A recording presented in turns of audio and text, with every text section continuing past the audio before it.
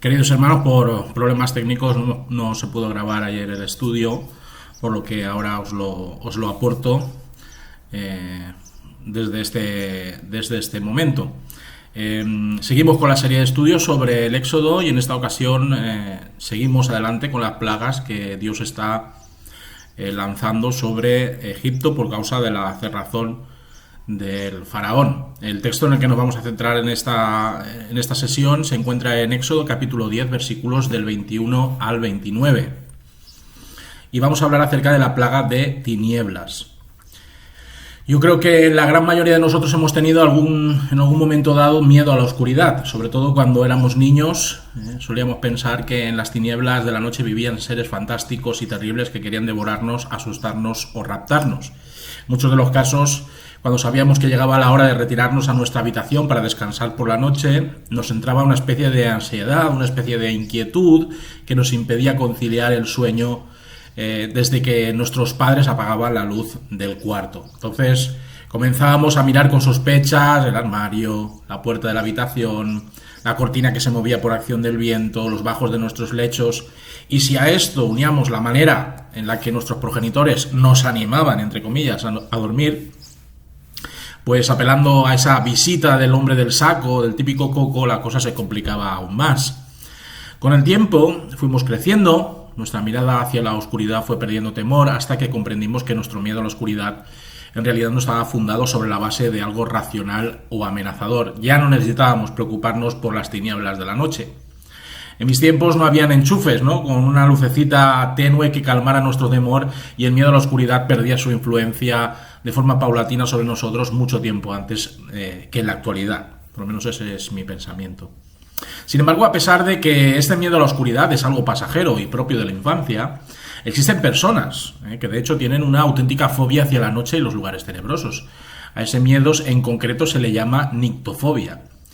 Los psicólogos nos dicen que las causas que pueden llevar a que un adulto sea víctima de este trastorno de ansiedad fóbico suelen estar aparejadas a experimentar algún evento traumático cuya trascendencia es tan grande que logra marcarlos de por vida. Algunos consejos que nos aportan estos especialistas y profesionales para tratar de remediar este problema son, entre otros, racionalizar el miedo a la noche, ayudando a que la persona afectada se convenza a sí misma de que su miedo o su temor es irracional; incrementar su nivel de tolerancia a la oscuridad progresivamente, utilizando sistemas de iluminación graduada, de manera que pueda ir reduciendo la iluminación lo máximo que sea capaz de soportar antes de dormir; imaginar también la oscuridad y permanecer en ella tumbados en un sofá o en una cama; y usar estímulos positivos en los que concentrarse en lugares oscuros, como hablar con una persona cercana, o leer, o ver televisión, escuchar música. Es posible superar estos episodios fóbicos con tesón y determinación, aunque al principio todo nos pudiera parecer cuesta arriba. Las tinieblas, las grandes concentraciones de brumas o nieblas, o la noche sin luna, son elementos que siempre han sobrecogido al ser humano, dado que en la más completa oscuridad uno se siente inseguro, medroso e indefenso. Así es como se van a sentir precisamente los egipcios en un nuevo escalón en el juicio de Dios sobre un faraón tremendamente obstinado. Vayamos al texto, versículos 21 y 22. El Señor dijo a Moisés: alza tu mano hacia el cielo, para que aparezcan sobre todo Egipto unas tinieblas tan densas que se puedan palpar. Moisés así lo hizo, y se cernió sobre Egipto una espesa niebla que duró 3 días. Durante ese tiempo nadie pudo moverse, pues no se veían unos a otros, pero sí hubo luz donde vivían los israelitas. Como vemos, ya no ha hecho falta que Moisés vuelva a presentarse delante del faraón para advertirle una vez más sobre la conveniencia de que deje marchar al pueblo hebreo para adorar a Dios, so pena de tener que arrostrar una nueva consecuencia fatídica que va a afectar notable y negativamente a todos sus súbditos. Conociendo el percal y sabiendo que las continuas faltas de seriedad y fidelidad a la palabra dada del monarca egipcio, Dios ordena a Moisés que desate una plaga más sobre el país del Nilo. Moisés ha de invocar con el beneplácito de Dios unas tinieblas tan impenetrables que todos aquellos que las padezcan van a poder sentirlas incluso con el mero tacto. Tal será su espesura, nos dice la palabra de Dios, que nadie podrá ver más allá de sus narices, implicando, pues eso, que se impida la dinámica cotidiana, ya mermada, como vimos anteriormente con las plagas anteriores. Rodeados por una oscuridad inmensa y terrible, todos los egipcios quedan completamente paralizados a la espera de que el sol volviese a brillar de nuevo. Todas y cada una de las actividades laborales y económicas, todos los ritos religiosos, toda relación familiar o de amistad se ha visto detenida abruptamente a causa de esta bruma persistente. En los momentos en los que escribí este estudio, una serie de televisión retrata cómo sería poder vivir sin ver, en las tinieblas más absolutas. Esa ucronía distópica se llama See, que en inglés quiere decir ver, y en sus 2 temporadas constatamos lo difícil que es poder relacionarse, trabajar o luchar sin visión ocular. A causa de un virus devastador, el ser humano pierde la visión y malvive en pequeños poblados reducidos en número, una especie de vuelta a la edad de piedra en la que la superchería y las nuevas mitologías se abren paso. Y se han vuelto temerosos, se han vuelto desconfiados, se han vuelto, por supuesto, incultos. La veneración a nuevas deidades se establece como la única vía para explicar determinadas cosas como la lluvia, un eclipse, un ruido desconocido. Y, lógicamente, algunos sentidos como el olfato o el oído se han ido desarrollando más, y con estos se construye una nueva forma de relacionarse con el resto de las personas y con la naturaleza. Es una interesante muestra esta serie de un mundo en el que ninguno de nosotros quisiera vivir. Un mundo cruel, un mundo pavoroso en el que nunca acabas de saber de dónde vendrá la próxima amenaza. No sabemos exactamente qué clase de oscuridad era esta la que se cierne sobre los egipcios. Algunos eruditos hablan de un gran eclipse solar, otros hablan de una descomunal tormenta de arena, muy típica por otra parte de aquellos lares, aunque ambas explicaciones no acaban de casar con la idea de que la oscuridad fuese literalmente palpable.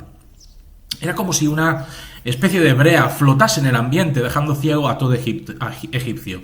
No cabe duda de que esta era una demostración sobrenatural del poder de Dios, manipulando la naturaleza y sus leyes a su antojo, creando una burbuja negrísima que solamente afectaba a las zonas habitadas por los egipcios. Solo en territorio en el que habitaban los hebreos había luz y color. De nuevo, el Señor se enfrenta a esos dioses de Egipto. Jehová ha dejado para el final su victoria sobre las deidades más adoradas de esta región. Los dioses solares eran los que mayor enaltecimiento recibían de sus adeptos, entre los cuales podemos contar a Horus, el dios del amanecer, a Aten, dios del mediodía, a Atum, dios del ocaso, y el principal de todos, Amón-Ra, el dios solar por excelencia y creador de todas las cosas. Incluso también sería preciso señalar aquí que el propio faraón era hijo de Ra, encarnación solar y dispensador de los favores creadores. De un modo directo, el Señor está desafiando el presunto poder de este Dios, ese Dios supremo egipcio, y deja meridianamente claro que el sol, en definitiva, no deja de ser una lumbrera creada por el Señor y que sirve a su voluntad y a sus designios.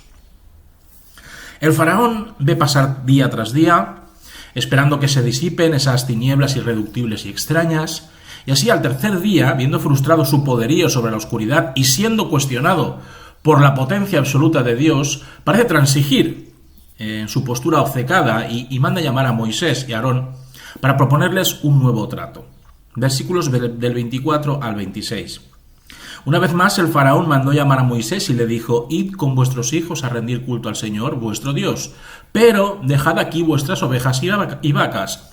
Moisés respondió: «Tienes que dejarnos llevar también las víctimas para los sacrificios y holocaustos en honor del Señor nuestro Dios. También nuestro ganado ha de venir con nosotros. No dejaremos aquí ni una sola res, porque debemos rendir culto al Señor nuestro Dios con las cosas que nos pertenecen, y hasta que no lleguemos allí no sabremos qué es lo adecuado para rendirle culto». Gritando como un poseso a sus sirvientes, y estos intentando atisbar algo entre tanta tiniebla que les permitiese dar un paso más, el faraón cree que ya ha sido suficiente. Ya no puede soportar por más tiempo esta oscuridad, y sabe que la única solución a este grave problema consiste en volver a llamar a quienes ha echado con cajas destempladas la última vez. Con el miedo en el cuerpo, ante la duda de si Moisés y Aarón querrán volver a comparecer ante su presencia, el faraón dicta a sus siervos que busquen a como dé lugar al portavoz de todos los hebreos.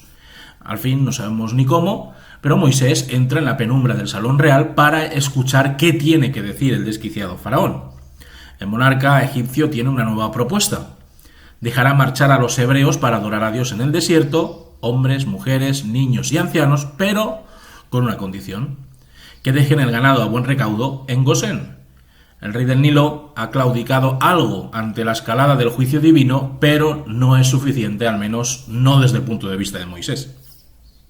Moisés señala respetuosamente, tal y como hizo en otra ocasión al faraón, que el ganado tiene que venir con ellos. Sí o sí, dado que estas reses y ovejas son precisamente un elemento central de la adoración a Dios. Básicamente, el ritual de exaltación de Jehová tiene como parte esencial el sacrificio y el holocausto de ovejas y vacas. Entonces surge la pregunta, ¿cómo van a comparecer delante de la presencia de Dios con las manos vacías? Este aspecto, remacha Moisés, no es negociable.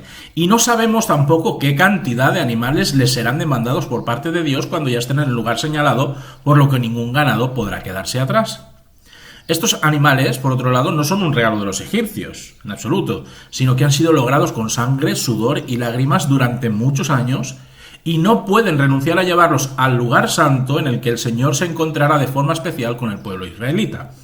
Moisés demuestra que tiene la sartén por el mango y que debe hacer todo lo posible por ir tensando la cuerda a fin de lograr la meta de que los hebreos puedan ser liberados al fin de la explotación egipcia. El faraón, al escuchar las firmes y determinadas palabras de Moisés y su posicionamiento inamovible sobre sus pretensiones, vuelve a entrar en cólera. Versículos 27 al 29. El Señor hizo que el faraón se mantuviera intransigente y que no los dejara salir. Dijo además el faraón a Moisés: «Fuera de aquí, y no vuelvas nunca más a presentarte ante mí, pues el día en que aparezcas nuevamente por aquí, morirás».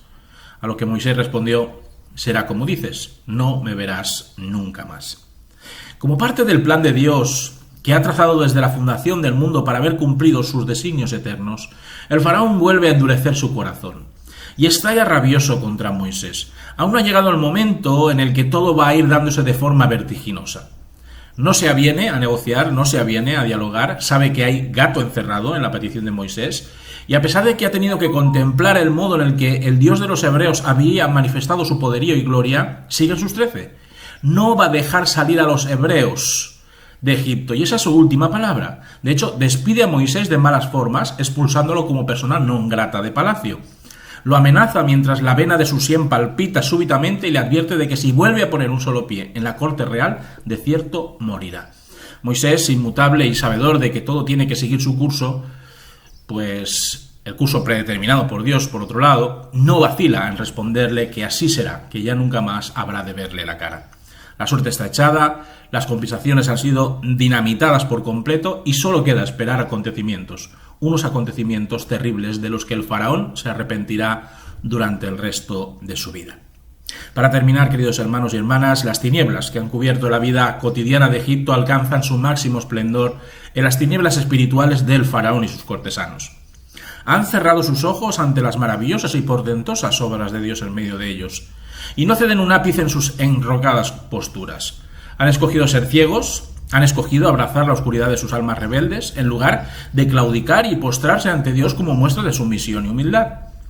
Han elegido teñir de betún sus decisiones para entorpecer y obstaculizar los planes de Dios, y aún así el Señor ha surgido victorioso.